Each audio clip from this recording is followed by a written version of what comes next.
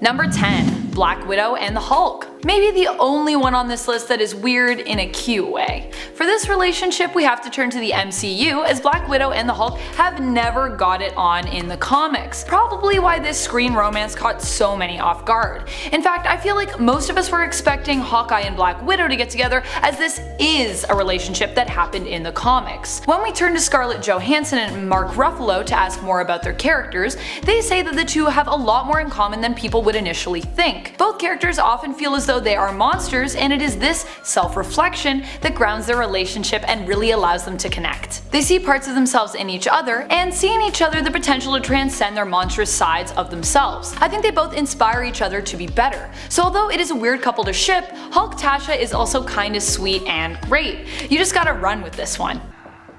What are you doing? I'm running with it. With you. Number 9. Bucky Barnes and GAIL Richards, aka Captain America's fiance. Turning to Good Old Earth 1610 and the Ultimates 2002 series, we discover that there is a reality where Bucky Barnes ended up marrying his best friend Steve's fiance, GAIL Richards. After Steve Rogers went MIA in the war, Bucky and GAIL apparently hooked up, got married, and had 4 children. Needless to say, everyone in that love triangle was a little perturbed when Steve returned years later. Sounds like an awkward situation. Number 8. Any relationship involving Venom. Let's boil this down. If you are dating Eddie Brock when he's Venom, you're not just dating Eddie Brock, you are dating a symbiote. Congratulations. Venom is a character that is very interesting because they are in a relationship with whoever they are bonded to, and then inviting someone else into that relationship, let's just say things can get weird really quickly. Cut to all of the babies Venom has had and how weird that was. Not to mention, Venom just has a weird kinda icky sexy quality. It's not necessarily Venom's fault, they were just drawn that way. The muscles, the tongue, it's just kind of a lot. There are a lot of really twisted takes on romantic moments involving Venom in the comics. Don't believe me? Check New Avengers Annual 3 from 2005, where Venom sexy interrogates Clint Barton, and the intense deadly French kiss the Thing receives from Venom in Venom issue 11 from 2003. Not to mention Eddie Brock and Venom's somewhat unhealthy codependent relationship, which we constantly get examples of in comics, cartoons, and film. Number 7. Doc Ock and Aunt May. This relationship could only exist in the 1963 series The Amazing Spider-Man, issue 131. In this issue, Doc Ock is about to marry Aunt May when Spider-Man shows up to put a stop to it. Although Doc Ock only wants to marry Aunt May because she just inherited a nuclear facility from a dead relative. I know. Weird thing to inherit. Despite this, Doc Ock is actually quite nice to Aunt May, which makes this relationship even weirder. It's also weird because other Spider-Man villains show up wanting to kidnap May instead and steal her away from Doc Ock, which is what Doc Ock could have done, but instead he chose to woo and marry her. Talk about a weird storyline and relationship. Number 6. Steve Rogers and Sharon Carter. Yep. Steve Rogers decides to date Sharon Carter, who while originally in the comics was Peggy's younger sister, has now been established in Marvel as Peggy's great niece. This was changed to help the timeline seem more logical and make more sense, cause, you know, aging. What isn't logical is the idea of these two dating. Although Sharon is an agent working for S.H.I.E.L.D., shares similar interests with Cap, and looks like Peggy Carter, does not mean these two should hook up. It's just, well, creepy. I could go into more detail, but I figured I'd leave the rest to MCU Peggy herself, actress Hayley Atwell, who's quoted saying it best. Hayley is reported saying, "I just feel that, you know, I wouldn't want to date my great aunt's guy. It just feels like it crosses an incestuous boundary. And Peggy just died, that's even more disrespectful, right? It's like, don't touch that. You can't tap that." Number 5. Batman and Batgirl. A lot of controversy around these two, although I cannot deny that there are sparks on screen with them sometimes. Despite that, this relationship still feels forced. Where they have always been portrayed as having a father-daughter relationship in the comics, lately something weird has been brewing between them in Gotham. The two weirdest parts of this relationship are number 1, Batgirl aka Barbara Gordon's romantic relationship with Dick Grayson happening at the same time. This is explored even more in the Batman Beyond 2.0 comic series, where we find out Batgirl was cheating on on dick with Batman and became pregnant as a result. The second weirdest being the age disparity and mentorship between Bruce and Barbara. Not to mention, Barbara is the daughter of Batman's friend, James Gordon. Just ick. Number 4. Black Widow and Ivan Petrovich. Another creepy father-daughter relationship gone wrong. Ivan Petrovich is Natasha Romanoff, aka Black Widow's adopted father. He saved her after she was thrown from a burning building and took her to the Red Room, where she was trained and grew up to be an amazingly skilled assassin. Ivan follows Black Widow seemingly everywhere and always makes an effort to aid her and keep her safe. However, he also consistently tries to flirt with her and put creepy moves on her. He even professes his love to her, and after she spurns his advances, confessing she will only ever love him as a father, he goes crazy and turns himself into a monster-like cyborg. Talk about a drama queen. Number 3. Quicksilver and Scarlet Witch. Quicksilver and Scarlet Witch have always loved each other, but no, like, really loved each other. This was a romance never explicitly talked about in the comics, but merely alluded to in the looks the brother and sister duo gave each other, the way they held each other, and some of the things that they said. But being kids to Magneto couldn't have been easy, and maybe those looks and maybe those touches could have been explained simply by them feeling as though they were the only real family they had. Maybe that is why they're also so protective of each other. Nope. Just kidding, because then the 2002 Ultimate Series surfaced, which pretty much all in all confirmed what we'd all been speculating. Quicksilver and Scarlet Witch, Pietro and Wanda, brother and sister, are in a relationship, and they have been in love with each other since they were kids. So, yeah. And if you think that's bad, that's not even the worst of them. Number 2. Harley Quinn and the Joker. The relationship to almost end all weird relationships, but not quite. Harley Quinn and the Joker have had a messy and abusive on and off again relationship throughout their history together. Harley was actually only kept on in the comic world because she was so popular with the fans. Joker was originally written as a sociopath that only cared about him and himself and never anyone else, which makes it hard for him to date. Although throughout the animated series, multiple comic book series, and on the big screen, we do get genuine moments of affection between these two, there is always a push to follow the pull. Joker has difficulty enjoying the vulnerable parts of himself that Harley brings out. Joker sees Harley as a weakness and is always attempting to eliminate her at all costs, with constant attempts of him trying to murder her being shown in the comics and cartoons. You always take shots from folks who just don't get the joke.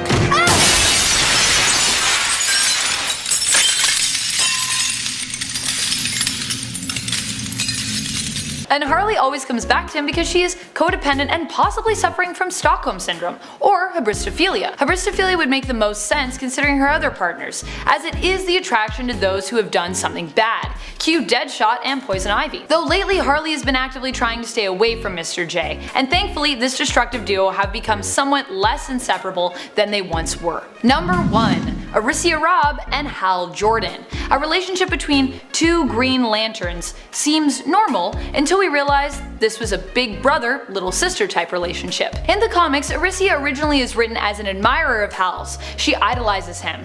Then she has a crush on him. Then she's in love with him? She professes her love, to which Hal originally rebukes her for, claiming she is too young for him, specifically pointing out that she is half his age. Eventually, she manages to age herself accidentally, both mentally and physically, using her own willpower and the aid from her Green Lantern ring. Still, Hal says he feels it is wrong, but apparently doesn't really fully mean that, as they still end up together anyway. The beginning of this relationship is followed with a lot of exposition in the comics, explaining why this relationship is really a-okay. And even after the writers changed for the comic series, the relationship somehow was allowed to be continued. When the two finally broke it off, it didn't even predominantly have to do with the age issue. I'm not sure what was weirder, the fact that this was written, or the fact that everyone was seemingly so okay with it. In at number 10, Arthur Curry and MERA. After MERA first hit the scene in 1963, the chemistry between her and Aquaman was palpable. So much so that Aqualad felt super awkward and didn't really know where his place was in Aquaman's life anymore. But that's a different story. MERA and Aquaman would eventually get married, and although they haven't always been the happiest of couples, after Black Manta killed their child, it was kinda hard for MERA not to blame Arthur. They have a tendency to work past their troubles, and a proven longevity that outlasted many other DC couples. Up next, number 9, 9. Apollo and Midnighter. Described as the world's finest couple by writer Steve Orlando, Apollo and Midnighter are one of the first and oldest queer couples in comic books. List, Clark and Lois originate back to 1938's Action Comics #1, which also gave us one of comics' first love triangles. Clark, Lois, and Superman, with Lois being smitten with the Man of Steel and Clark being unable to compete. Oh, the wonderful irony. It made Superman's alter ego that much more endearing, and as time progressed, when Lois found out the two were one and the same, specifically in the 90s, Superman ended up proposing to her, and reveals his identity, and it was oh so satisfying, and unfortunately complicated by the ridiculous death of Superman's story arc, but nonetheless their love prevailed, and in recent years the two have even had a child together, Jonathan Kent, who is actually a pretty stellar character. And at number 5, Rogue and Gambit. Rogue and Gambit are a couple who ooze sex appeal. Flirtatious and always rocking a sense of humor, these two never show any sign of fizzling out, which is perhaps why fans gravitate towards them. That and their charismatic, untouchable magnetism. Rogue's powers add an element of extreme passion to the relationship. Her powers are typically uncontrollable, leading the two to go through periods where touching is not a feasible option, which only fuels the fire it seems. And at number 4, Poison Ivy and Harley Quinn. Harley and Ivy in recent days have been considered to be more so anti-heroes than villains, and it's official now that their relationship is canon, not just the fantasy of shippers. For years, Harley was in a rather abusive one-sided relationship with the Joker, an obsession that has been a major obstacle for her character after the two split ways. It's undeniable that Harley and Ivy's relationship only betters them though. The two are stronger together, not only as partners in crime, but also as iconic female characters that have been privy to interesting and complex character development, a big step from how they were depicted in their early years. And hey, who can deny their chemistry? And at number 3, Peter Parker and Mary Jane. Peter Parker and MJ have gone through a lot together. He's the relatable superhero that resonated with so many readers, especially younger ones, and well, she's the girl next door. It was a match made in heaven. And they've endured. Despite existing in a superhero narrative, it's the kind of love that's grounded in reality, the kind of love that's even survived the shenanigans of Mephisto, and the kind of love that's been immortalized on the silver screen in one of the most iconic kisses of the 21st century to date. In our number 2 spot, Batman and Catwoman. The world's greatest detective and the world's greatest burglar. A man rigid in his views about fighting crime and serving justice, and a woman who has always been morally ambiguous, and tests his resolve. It's the classic opposites attract scenario with Bruce Wayne and Selina Kyle. Catwoman was first introduced in 1940 to add sex appeal to Batman's comic, and to give him a romantic interest. Their on-again, off-again romance has lasted the test of time, and recently Batman even proposed to Catwoman, and she said yes. Let's see how that one is gonna unravel. And finally, in her number 1 spot, Jean Grey and Scott Summers. Jean and Scott have had a long, complex history with one another. One of the oldest Marvel couples, the two have seen their ups and downs, deaths and psychological affairs, and even a little aggressive interjection from Logan. But regardless, their love has stayed strong. There's nothing that they wouldn't do to keep one another out of mortal peril, even putting their own lives on the line, giving readers one of the greatest love stories to ever exist in comics, especially during Chris Claremont's Uncanny X-Men run. It's the longevity of these two that make them impressive, and at times tragic, and of course, frustrating, because we all know Scott hasn't been the best spouse at times. Although during the Uncanny X-Men, he was willing to risk the lives of billions in order to save Jean's life, so hey, that's something.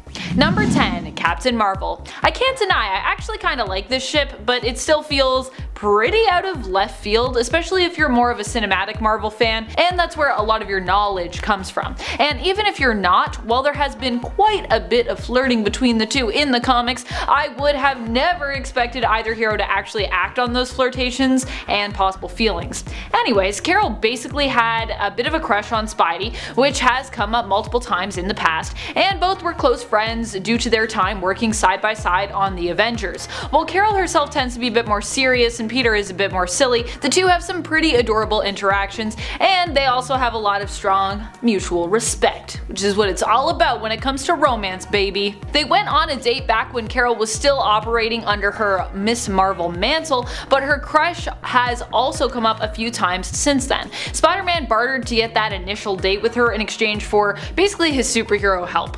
The date was awkward, but it ended on a not so bad note when both heroes kinda realized they were just working way too hard to impress the other person, instead of just being themselves. Which is also what romance should be all about, just being yourselves. Also, I like that I did this when I was talking about people having mutual respect. Like, this is fighting. I don't know why I did this, but you know, mutual respect. So we did see them go on that one date, however, we have not seen them date since, even though it went pretty well by the end of it. Number 9, Deadpool. Okay, so this one isn't an official romance, more of a bromance, but it's shipped enough by people that we could consider it a fan-based pseudo-romance, which, yeah, is a thing I just made up now, so that's a thing now. Fan-based pseudo-romances.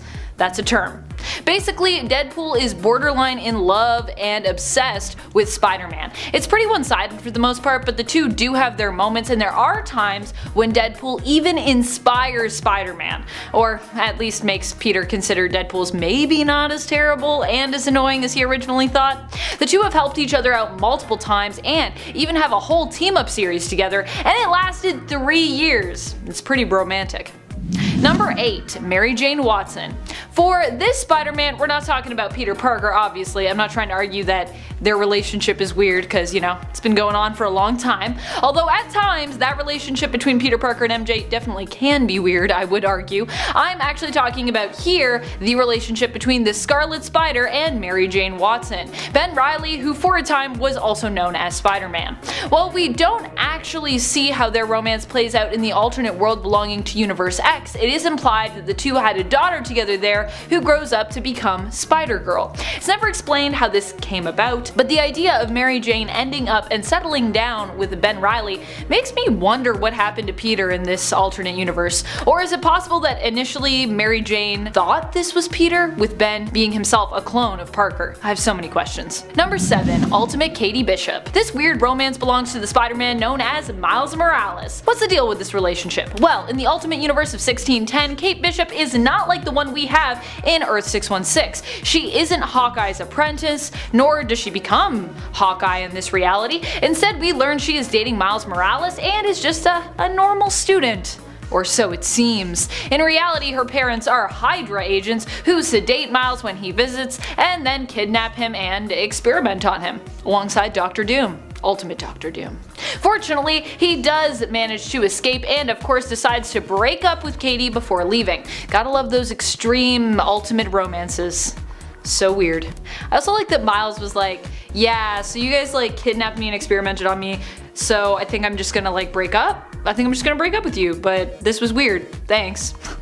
It's like a weird way to end your relationship. Number 6. Jackpot. With Jackpot, it's all pretty confusing because we have Sarah Earhart, the real superpowered Jackpot, and Alana Jobson, who is posing as Jackpot and uses drugs to give herself powers so she can become a hero. Here we are mostly talking about Alana Jobson.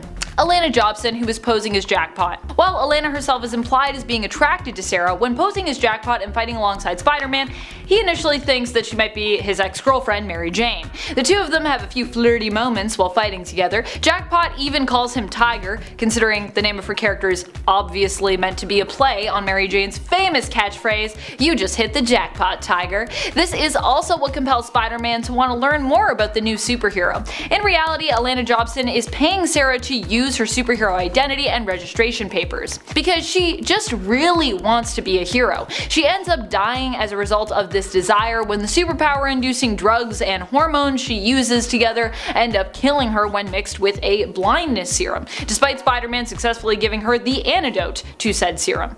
This romance never really goes anywhere, it just ends in tragedy. Number 6. Emma Frost. This one is pretty strange, but it's also coming at us from an alternate reality, so you know, you kinda just gotta go with it. I think what really shocked me about it though is that Kitty Pryde and Peter Parker were also known to date in the Ultimate Universe, and so I've always kind of thought of Kitty as being, you know, quite younger than Emma, and that was the thing that made me go like, wait, what? So how old? What's happening? So I was just confused in general by that logic, although this is comics, so while in some realities characters may have a greater age gap, in others they may actually be the exact same age, closing that gap completely.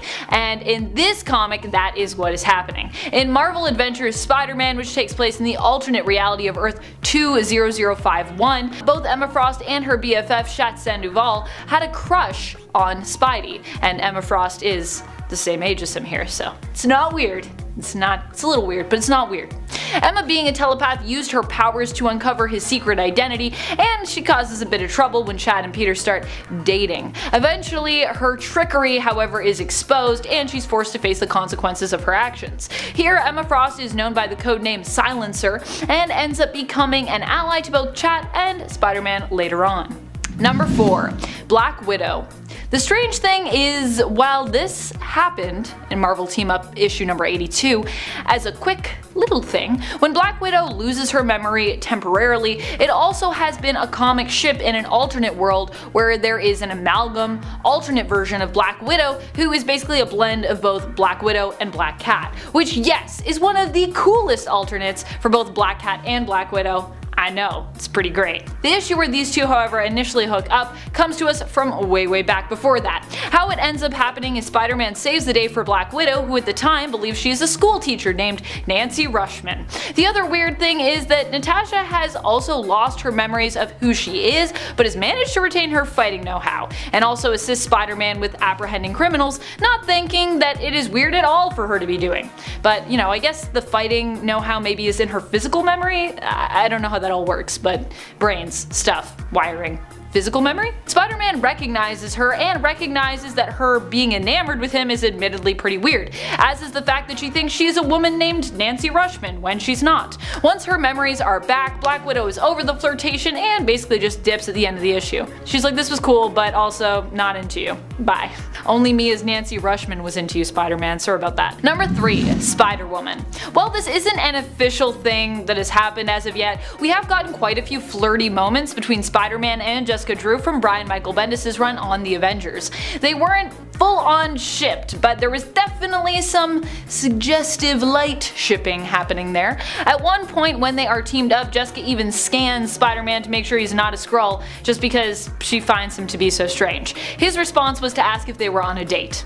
I guess he's just used to women calling him weird on dates, which kind of makes sense because Peter Parker is pretty awkward and weird. Fair enough. Number 2. Silk. One of the strangest romances that Peter has ever had is with another one of the Spider folks, Silk, Cindy Moon. Apparently they were both bit by the same radioactive spider, which is why they believe they are so irresistibly infatuated with one another. Either that or they just are inexplicably attracted to each other. The whole fact that they don't seem to have control of their physical urge to be together makes this relationship one of the weirdest that Peter has ever had, and kind of one of the most uncomfortable in my opinion, especially as even when they're in danger they just feel the urge to just get physical instead of, dealing with the problem at hand. Like, their attraction to one another not only seems to be completely uncontrollable, but it can also potentially endanger innocent lives, or their own lives even. Number 1. MERA. Yep, probably one of the weirdest relationships that's happened out there for Peter Parker. There was a random time that he briefly dated MERA. Why? Well, I don't know, cause comics. These two dated very briefly and even had a team-up one-shot titled Spider-Man MERA in the early 2000s, which delved into their brief relationship and MERA's change in personality. Their relationship ended after MERA realized she wasn't really herself, as she was being brainwashed and used by S.H.I.E.L.D. to hunt down life model decoys. After she regained her memories, she escaped S.H.I.E.L.D., but the two ultimately broke up because she hadn't quite been herself basically throughout their relationship, so that'll do it. Oh, also she was a student at ESU where Peter was guest lecturing as a grad student, and Sarah refers to him multiple times in this issue as Mr. Parker, which I cannot deny I found quite a bit creepy. If you're calling your partner Mr. something, I don't know about that. Seems weird. Maybe that's just me. And at number 10, Norman Osborn and Gwen Stacy. While Spider-Man is one of Marvel's biggest superheroes and is quite beloved to readers, that doesn't mean he hasn't been victim to some pretty cringe-worthy writing over the years. One of those cases left us with a terrible aftertaste. It was this unfortunate and unexpected pairing, Gwen Stacy and Peter's arch-nemesis, who is sometimes an anti-hero but not really all that often, Norman Osborn. It was the product of a bit of retconning. Turns out that prior to Gwen Stacy's tragic demise, Osborn had hooked up with her, a reveal that unravels itself in the Sins Past storyline in Amazing Spider-Man between issues 509 and 514. Peter discovers that Gwen was cheating on him with Osborn, that she ended up getting pregnant and then broke off the affair. Osborn was pissed, and that was his intention for going after her in the night Gwen Stacy died in the Amazing Spider-Man issue 121 in 1973. Turns out she had given birth to a baby though, which actually was twins, not just one baby, who then would become assassins who tried to kill Parker. Worst part is, it was MJ who revealed a good chunk of this story story to Peter, having known some of the details for quite some time. And at number 9, Mystique and Azazel. Mystique has had some memorable and meaningful relationships in the past, but her weird fling with demon Azazel was not one of them. Essentially, Azazel was a demon who had been banished to another dimension, and the only way that he could return to Earth was by having kids with various lovers.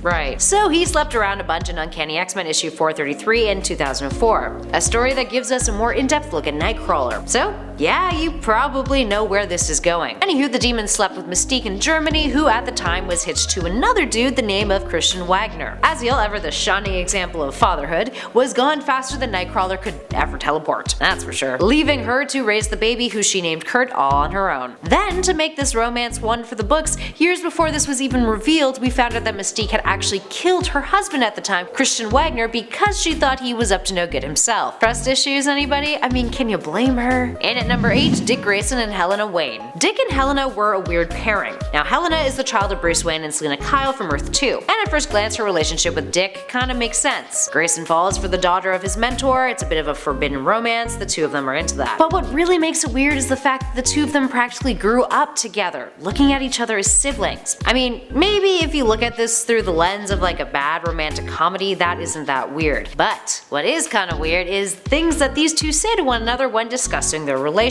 Like this classic gem. Helena says to Dick, "And I am a big girl now, you know?" To which he replies, "I noticed. That's why I went to the far side of this ventilator. Even though I diapered you when you were a baby, I assume my peaking privileges expired years ago." Ew, what the hell, Dick Grayson, that's gross. It's crap like that that made them destined to fail, if we're being perfectly honest. And at number 7, Kitty Pryde and Colossus. These two were always a kinda odd couple from the get-go, but to many they're each other's OTP, since they have been attracted to one another pretty much from when Kitty was first introduced into the comics in Uncanny X-Men, back in the early 80s. Now at the time, Jean Grey was gone, so Kitty ended up getting a lot of attention as the new girl on the team, with her romantic relationship with Colossus becoming the romance of the series for a while. But this is where it gets a little odd. It's the fact that these two actually have a pretty significant age gap. When Kitty first joined the X-Men, she's supposed to be around 14 years old. 14. And Colossus? Well, he's almost 20 years her senior. Chris Claremont, who was penning Uncanny X-Men at the time, had been pretty open about how he felt. That two individuals can love each other regardless of age. I mean, it's a nice sentiment, except for the fact that it's generally a good idea to not date someone who isn't of legal age, especially if you've got 18 or so years on them. Just saying. That being said, that was something that was explored in the comic, with Colossus refusing to sleep with her because of her age. But they're still making out lots, so... And at number 6, AVIX and a dinosaur. What's a weird romance list without a little bestiality? Yep, that's a thing I just said. Rather than go the route of Supergirl her horse, which is a real thing and definitely gonna make it onto our part 3 of this list, we decided to go with a more absurd entry this time around. None other than AVIX and his dinosaur lover pal. So AVIX is a member of the galactic superhero team, the Wanderers, who has the ability to transform his body into any creature of flight that his imagination can whip up. This includes dragons, friends, but usually it's birds. In 1988, in Wanderers issue 12, the team would end up on a planet filled with dinosaurs that was headed towards extinction via radioactive fog. AVIX comes up with a plan to save the dinosaurs to ensure that evolution still occurs. What's his great idea? Well, he suggests that they have sex with them to pass along their genetic immunity to the fog. Actually, sounds more like an excuse to bang a dinosaur if you're asking me. So he tells the team, and the majority of them are like pretty traumatized by the idea, except for those two kinky f***s over there who are like, this could actually work. And they have a weird grin on their face. It's just, no, bad panel. Anywho, AVX does it, but the team never actually check in to see if this genetic experiment even panned out. So yeah, it was all just an excuse to fuck a dinosaur. Now to be fair, he transformed into a prehistoric dinosaur himself when he gets it on with a female of the same species, but hey, look at the cover of this issue and tell me that that makes it any better. Right, didn't think it did. Moving on to number 5, Thanos and Lady Death. Okay, sure, this relationship is a bit one-sided. It's also Thanos and the entity of death, which is a really interesting person to fall in love with, or rather, entity. So the reason why Thanos does anything that he ever does in the comics for the most part, or at least earlier on, is the fact that he is in love with Death and trying to court her. We're talking the entity Death, who presents herself as a lady. So, he sees the Cosmic Cube to prove that he loved her. Did it work? No. In the Infinity Gauntlet story arc, Thanos wipes out half of the universe to prove that he's worthy of her love. She doesn't buy it. In between fighting off the heroes of the galaxy in that same story arc, Death ignores him. Death never gives him an answer to any of his questions. She often rolls her eyes at him. He gets more and more frustrated. But that being said, she hasn't always given him the cold shoulder though. But usually any kind of affection or attention Thanos has gotten from her has typically been because Death has used him for something. She gave him powers, but then he kind of went and ruined his chances by attempting to go above and beyond by collecting all of the Infinity Gems. So you can see why she'd probably get annoyed. He has long portions of cringe dialogue in the Infinity Gauntlet arc where he goes on about how he isn't worthy of her. It's actually kind of a riot. But perhaps the most entertaining aspect of their relationship involves the love triangle with our next number. And at number 4, Deadpool and Lady Death. If you thought Thanos and Lady Death were odd, Deadpool and Death is even stranger, although weirdly compatible and kinda works. So Death met Deadpool initially during Wade's torture at the hands of Dr. Killbrew and Ajax at the Weapon X facility. He fell in love with her, and funny enough, those feelings are reciprocated. She shares his sense of humor, believe it or not. Thanos gets wind of Deadpool making moves on Death later on, shenanigans ensue, and eventually the Mad Titan uses a T-Ray to curse Deadpool with an ancient artifact that makes him unable to die. He becomes immortal, so he can never truly have death in the end. Eventually, Thanos does end up getting with Death, sort of, and they have a kid named Rot. Aww. Who they then destroy. Talk about love. And at number 3, Scarlet Witch and Vision. Much like in the MCU, Scarlet Witch and Vision have a thing. Except, in the comics, that thing turns into marriage, which then turned into divorce and heartbreak. Yep. So let's backtrack a sec here. Both of these heroes were members of the Avengers when they started dating. Vision is a robot. The two of them would go on to have children who were twins, who they would name William and Thomas. Vision is a robot. Surprise surprise, turns out the twins were actually fragments of villain Mephisto's soul that Wanda, thanks to her extremely powerful abilities, had turned into babies. Wanda's mind was then erased to prevent her from the pain of losing her kids, which is something that didn't remain intact because she would then turn on the Avengers because of it, losing her mind and killing Vision, the robot. But because he is a robot, he's never really truly dead now, is he? Anywho, the two didn't last, something that Roy Thomas, who had written for the Avengers, seemingly didn't mind, since he's openly admitted that the only reason the pair were ever together was because the team needed a couple. But if our number 1 spot is any, Avengers issue 213. Now at the time, Hank was operating under the alias of Yellow Jacket, a period when he was suffering from schizophrenia, had taken on the Yellow Jacket persona, forgetting who he was, and then eventually remembered that he was Hank. Then, with the Avengers, acted out of line and senselessly beat up a foe of the Avengers who had surrendered. When he was put on trial for it by Captain America and about to get kicked off the team, Hank came up with a scheme to build a robot to fight the Avengers that only he could step in and defeat, showing them how important he was to the team overall. Janet did not think this was a good idea, which resulted in Hank beating her when she attempted to stop him. Because of this, he has gone down in history as a bit of a wife beater.